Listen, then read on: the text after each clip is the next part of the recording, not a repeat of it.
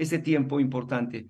Bien, ¿cuál es el rol que ahora debe tener el ejército ecuatoriano en su lucha contra las bandas narcodelictivas? Primero este asunto y luego vamos a pasar a las incautaciones de droga que van en incremento en Ecuador. Le escuchamos, por favor, general. Bien, uno de los problemas que ha tenido el país es la falta de institucionalidad.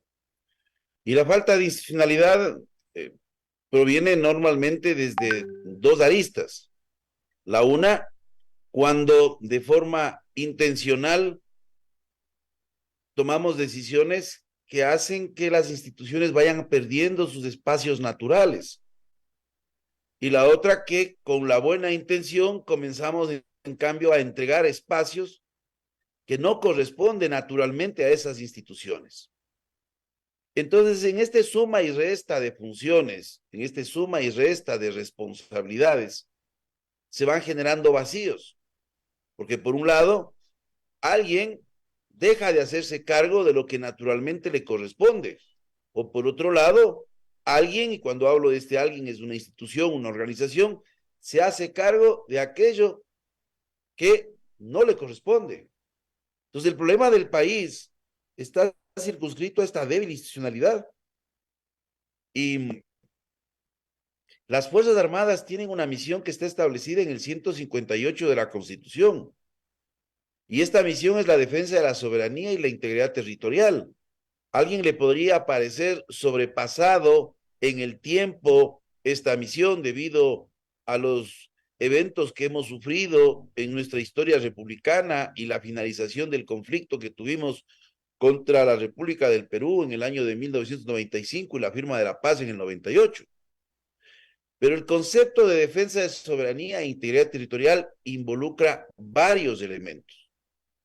Y uno de estos es el control de las áreas estratégicas que no solo se encuentran en las fronteras, sino que se encuentran al interior del país y que son determinadas por decreto ejecutivo de forma reservada. Aquí hay una misión importante, porque cuando hablamos del control justamente de las fronteras, es un control en profundidad. En la zona terrestre, la nueva reforma que se hizo en la Ley de Seguridad Pública del Estado en marzo de este año, se amplió de 20 a 40 kilómetros la extensión de las áreas estratégicas de frontera.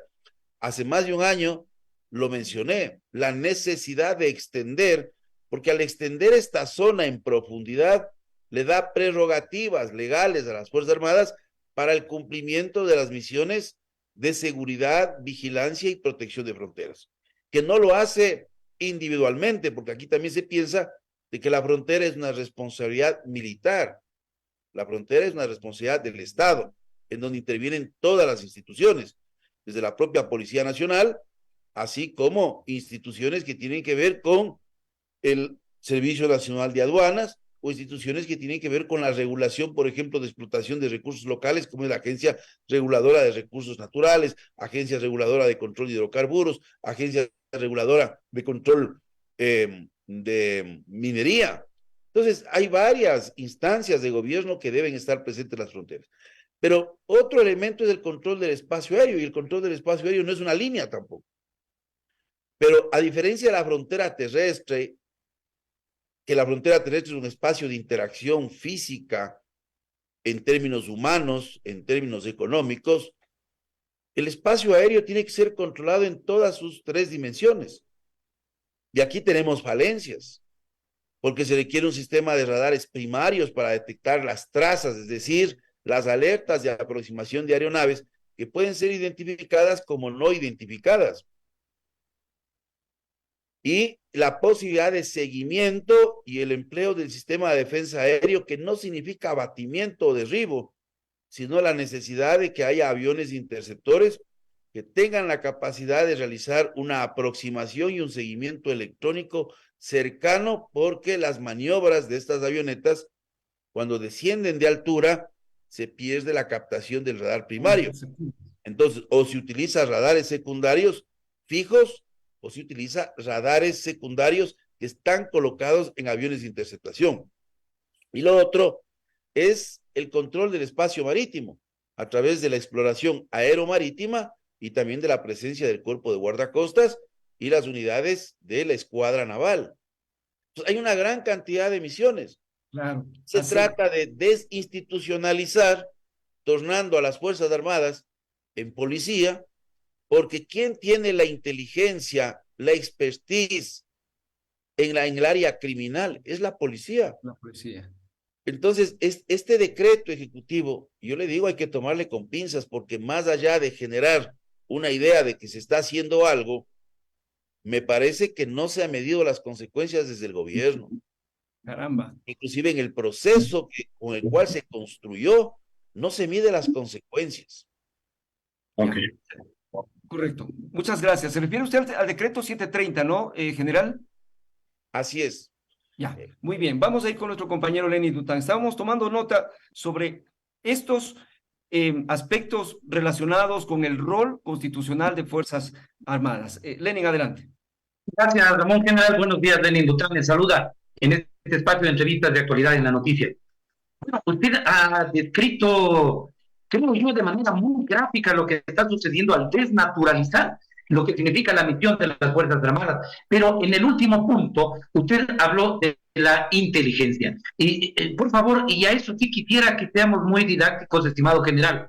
Y la inteligencia militar, ¿de qué manera puede coadyuvar a determinar cuáles son los positivos dentro de aquellos GDO, grupos delincuenciales organizados, que así se han autodenominado y que ahora han sido declarados terroristas? Pueden las Fuerzas Armadas, no solo que pueden, sino que tienen las competencias a las que usted se ha referido para determinar grados de quién es un objetivo para ser neutralizado o eliminado. También se ha dicho que no sea excluyente o que no choque con la propia inteligencia policial que tiene que referirse a la criminalidad. ¿Cómo se puede manejar esta dualidad en la inteligencia general? Bueno, en primer lugar se requiere liderazgo, ¿no? Que es un elemento fundamental para que cada una de las instituciones cumpla el rol que le corresponde. Pero es lógico que la inteligencia militar, por la naturaleza de su misión, la naturaleza de sus componentes, va a ser de una forma, digamos, diferente. Porque una cosa es estar en la comunidad, es estar en ese contacto permanente, es estar en esas posibles penetraciones a través de fachadas para ligarse a algún tipo de organización criminal, que es muy difícil. Hablo esto, no es tan fácil el realizar penetraciones, a lo menos con elementos de inteligencia humanos, de formar parte de estas organizaciones criminales. No es una cosa fácil y es un elemento que también conlleva elevado riesgo. Pero lo que yo le decía, el decreto ejecutivo en su construcción conlleva una serie de falencias. Primero porque el gobierno hace un anuncio de declarar a 8 organizaciones delincuenciales como terroristas. Anuncia que va a hacer esto. El solo hecho de anunciar y no hacerlo, en primer lugar, en el ámbito interno, genera esa incertidumbre, porque hoy lo que queremos de certezas, cómo vamos a enfrentar el problema. Dice, bueno, nos dicen una cosa y hacen otra cosa. En el ámbito externo, yo les digo a ustedes, ¿quién va a ir a visitar un país como Yemen? ¿Quién va a ir a visitar un país como Siria? A ver si nos regalan un tour para ir a visitar Ucrania en este momento. O sea, qué terrible el no tener pedagogía. Primero que no se hace, pero fuimos noticiero internacional. Entonces yo quisiera pensar en empresarios, en turistas, que digan, vamos a Ecuador, el destino de los 8 grupos organizados de delincuencia que son terroristas, los que fueron declarados, que son terroristas. Entonces, un gobierno que no mide lo que dice, porque busca lastimosamente en el manejo del tema de la seguridad y es también saliendo de su crisis y su situación política, que es muy complicada. Entonces, no se comprende aquí la dimensión del fenómeno.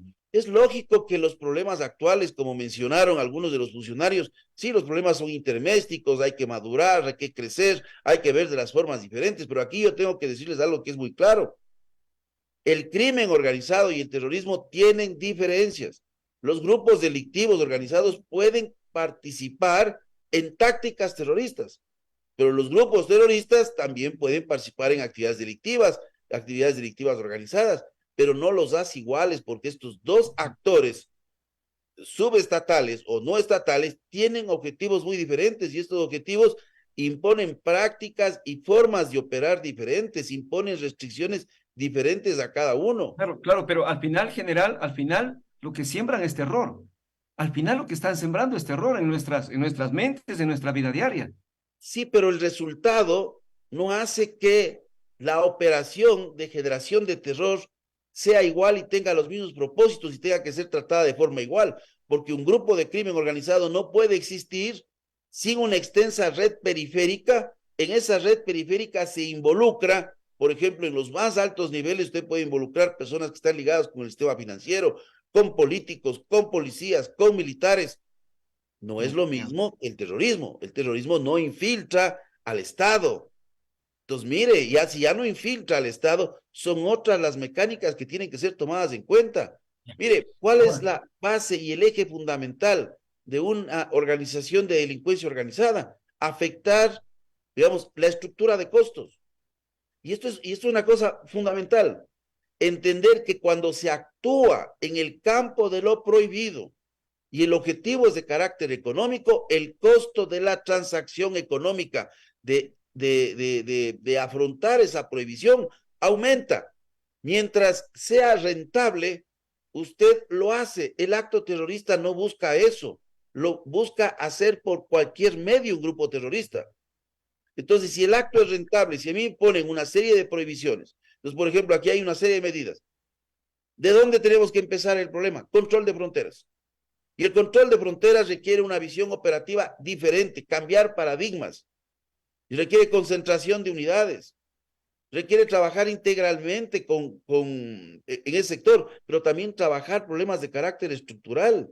Ahora, Se requiere de general, tecnología, aquí nadie habla de tecnología, mire, entonces vamos, 30.000 policías, 30.000 claro, policías que yo les digo, si tuviesen una visión diferente, una formación diferente, porque yo le digo, yo tengo una formación en el área de sistemas, estudié sistemas, diseñé claro. sistemas de mando y control en el ejército, tengo una concepción diferente por mi propia formación y trabajo, pero aquí Ahora, no se general, puede pensar general Altamirano, en general personas. Altamirano, perdone que le interrumpa, pero entonces vamos por esa parte, por la de romper estos paradigmas de los que usted habla. Hoy tenemos dos perfiles al mando de la seguridad del Estado. Hablamos del general Paco Moncayo, que lo conocemos ya mucho, ha sido, ¿cómo se llama? Asambleísta constituyente, ha sido asambleísta de la Asamblea Nacional, 2 veces alcalde de Quito. Hablamos del general en servicio pasivo, Wagner Bravo. Estuvo inclusive nosotros en un diálogo antes de ejercer el cargo.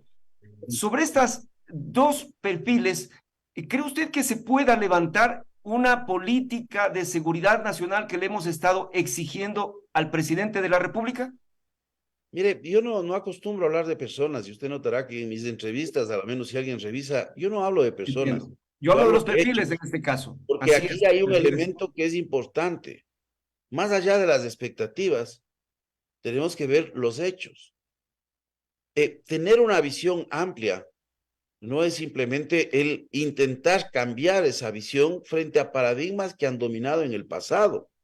Se requiere tener capacidad de innovarse a sí mismo, de ser creativos, de desaprender aquello que no sirve como elemento en una caja de herramientas tan compleja en la solución actual. Mire, por ejemplo, mucho se habla del término seguridad y desarrollo, y he escuchado que esto hablan los funcionarios, pero desde una visión de la doctrina de la seguridad nacional y no desde una visión de la seguridad humana, porque hay conceptos que son diferentes. Claro.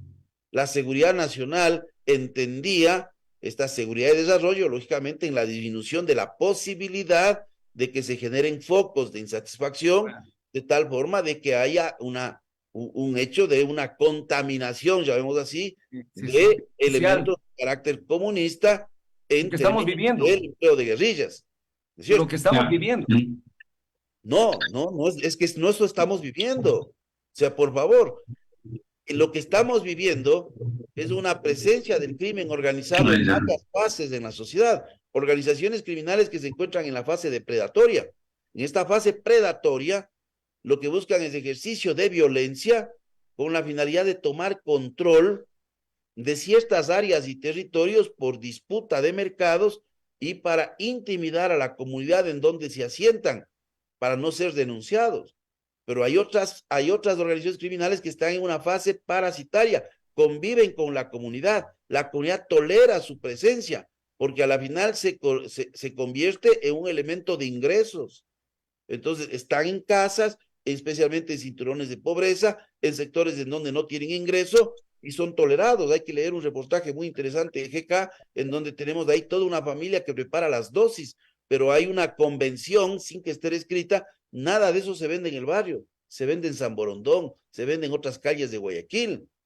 Y hay otra parte de las organizaciones que están en este nivel de simbiosis, que tienen contactos con políticos, que tienen contactos con autoridades, que están penetrando todas las funciones del Estado. Esto no hace el terrorismo. El grupo terrorista en la historia moderna hay 4 fases.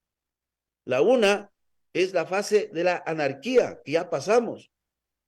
Después tenemos la ola de la descolonización. Por eso es muy difícil definir qué es terrorismo, porque está ligado con ciertos procesos libertarios. Después de la nueva izquierda y la última, la religiosa. Y las formas de operar son totalmente diferentes. Diferentes en cada fase. Que se ejecute un acto de terror, porque yo le digo, no quiero llegar a decir cosas que pueden ser incoherentes, pero a nosotros puede dar terror muchas cosas, pero eso no quiere decir que es terrorismo. Entonces, hay un asalto a la salida de un banco, eso es terrorismo. No, señor, eso es un asalto que causa zozobra, que causa terror, sí, que se está utilizando explosivos, que se coloca un guardia, sí, eso puede ser un acto terrorista, pero no confundamos las estructuras, las formas de funcionar, y con estos anuncios colocarlos en una categoría, en un decreto, en donde ni siquiera las disposiciones son consecuentes con la parte de los fundamentos jurídicos y factos. Sí, no está delimitado correctamente por la vía constitucional como debió hacerse. Lo hemos escenificado en las entrevistas. Este es un diálogo a las 7:15 con el general Luis Altamirano, excomandante del ejército. Estamos hablando sobre el rol de las Fuerzas Armadas en su lucha contra las bandas narcodelictivas. Lenin Dután, adelante, por favor. Gracias, sí, y esa línea delgada, general, precisamente a la que usted se ha referido, porque si de acuerdo a la última reforma que entrará en vigencia del Código Orgánico Integral Penal y entrará en vigencia este día viernes, el 12 de mayo, se ha establecido un endurecimiento y una delimitación de lo que significa el terrorismo.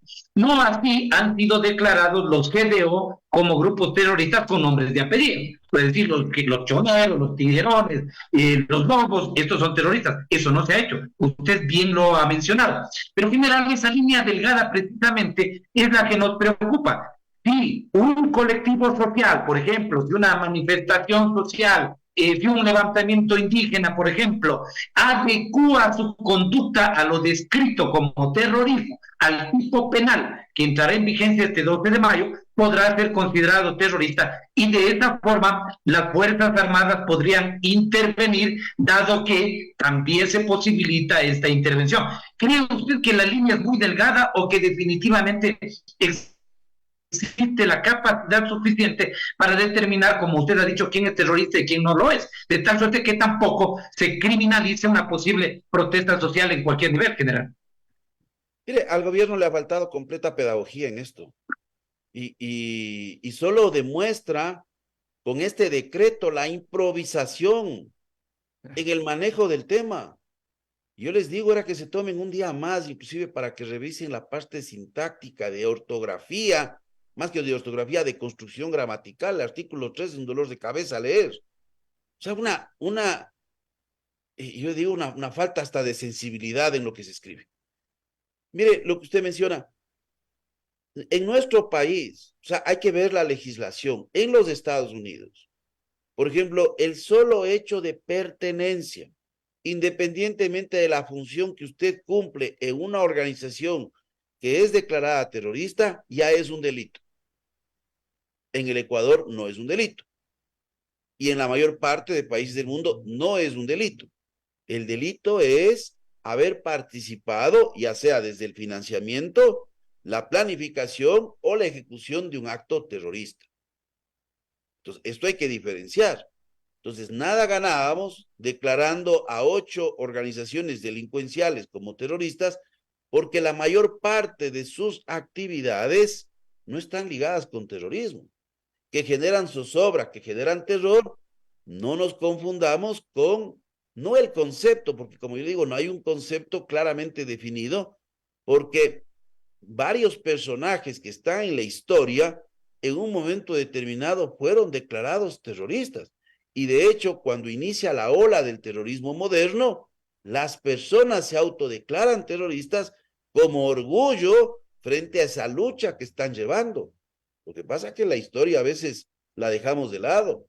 El primer acto terrorista de la era moderna la provocó una mujer contra un policía. Y esto fue en la Rusia zarista. Y fue liberada y en el tribunal dijo, no soy una asesina, soy una terrorista. Y esto se utilizó hasta aproximadamente la segunda ola de evolución del terrorismo.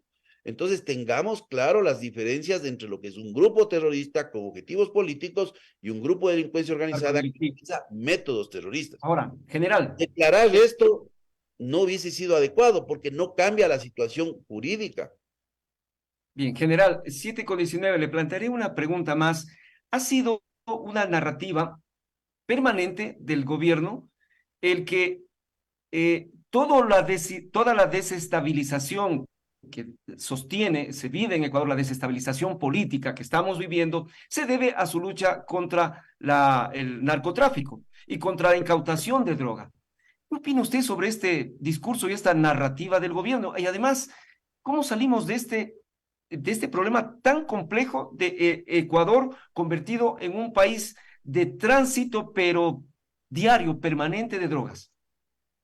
Bueno, estoy por publicar un boletín, no sé si habrá salido porque le puse automáticamente en el Twitter. Ahí está una explicación muy clara de que la narrativa del gobierno no se compadece con la realidad. Entonces, mire, yo creo que uno de los problemas que tenemos en el país, de todos los sectores, ¿no? Incluyendo el presidente de la República, es una politización del tema, buscando unas responsabilidades simplistas cuando no lo son. Mire, me referiré rápidamente al asunto del problema de la droga. El presidente en una entrevista en CNN al periodista Oppenheimer dijo que en el Ecuador se venía capturando 20, 30, 40 toneladas de droga al año. Eso es falso. Entonces yo no sé quién le pasa los datos al presidente, o cuál es la osadía del presidente de decir esto, porque en primer lugar, decir que hubo una complicidad es también cuestionar el rol de la Policía Nacional y las Fuerzas Armadas, porque no creo que estas instituciones se han coludido o han actuado en complicidad con élites políticas. No creo que el Estado ha estado en ese nivel. Hay que analizar otros aspectos de carácter interno y aspectos de carácter externo. Pero vamos viendo solo al asunto de la producción. En Colombia, la producción de droga tuvo un decaimiento a partir del 2018-2019 y especialmente en el 2017 en la articulación de las cadenas de producción por producto del propio proceso de paz, en donde se acogieron 12.000 efectivos de las FARC a este proceso y cerca de 11.200, 11.300 a los procesos de justicia transicional y unos 700, 800 efectivos fueron a engrosar otras bandas criminales o a formar sus propias disidencias.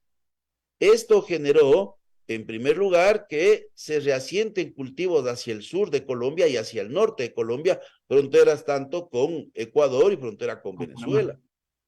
Venezuela y nosotros incautamos en el 2016 110 toneladas de droga. ¿Dónde están las 20, 30 o 40? Ni sumando.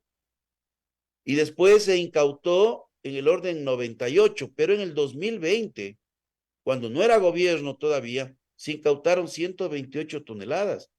En plena pandemia, cuando hubo una contracción del comercio internacional marítimo, cuando el container comenzó a valer el doble porque había una disminución de volumen de transporte internacional. China, la fábrica del mundo, había que mandar productos, nuestros camarones y los containers llegaban vacíos, sin productos. Entonces, con una restricción de movilidad, se incautan 128 toneladas. Y en el 2020, que es un periodo compartido entre el gobierno de Lazo y el gobierno de Moreno, se incautaron un total de 220. ¿Pero cuánto cree que se incautó en la etapa de Moreno? Cerca de 5 toneladas. ¿Qué quiere decir? Que íbamos camino a ese promedio de 200 toneladas. Entonces no es la presencia de Lazo, es el contexto, porque aumenta la capacidad de producción.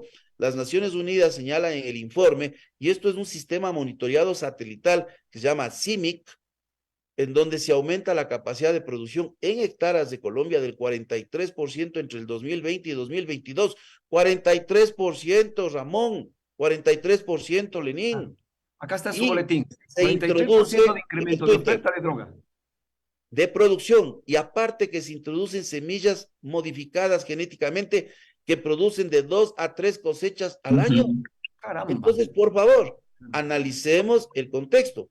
El Ecuador se convierte en un hub de distribución internacional por esta debilicionalidad, porque hay una serie de problemas que uno puede observar en los índices de necesidades básicas y satisfechas que existen en provincias como Esmeraldas. Esmeraldas, 65% de la población no tiene acceso o a servicios básicos, o no tiene acceso a una adecuada vivienda, o vive en hacinamiento, no tiene acceso a educación, entonces no tiene oportunidades. Entonces la pobreza es una causa de vulnerabilidad frente a la atracción Ahí de está. Es lo que usted dice, general. Este es el paradigma que hay que romper, la seguridad en la sociedad. Desde allí parten el problema, todos los problemas que estamos observando. Bien, general, el tiempo se nos ha agotado, 7:24, usted también tiene otra entrevista prevista, ¿no? Fíjese usted, minería ilegal, control de espacio aéreo, ahora control de la seguridad, vigilancia y control también en carreteras, calles del ejército.